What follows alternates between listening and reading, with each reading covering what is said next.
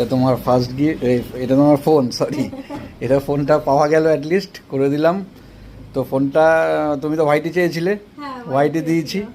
দাম নর্মাল আছে 46,400, কিন্তু এটা রিটেলে তুমি যে কোনো জায়গায় গিয়ে দেখবে তোমার অনলাইন প্রাইস আছে 45, তো 45 পেয়েছো। তার সাথে তুমি গিফট দেবো বলেছিলাম, আর তুমি জানতে না, সারপ্রাইজ গিফট তোমাকে বলেছিলাম দেবো।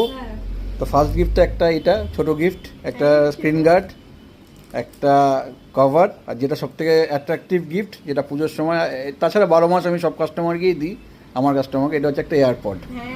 তো এটা একটু তুলে দেখাতে হবে ফোনটার সাথে। তো কেমন তোমার ফিডব্যাক লাগলো?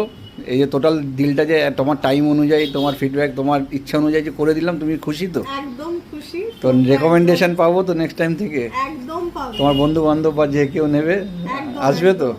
যা লাগবে তোমার কাছে। ব্যাস, তো ম্যাডাম এই ফোনটা পারচেস করে নিল আমার দোকান থেকে, ফার্স্ট সলিউশন থেকে। তো তোমরাও পারচেস করতে হলে আর এরকম গিফট পেতে হলে চলে আসো।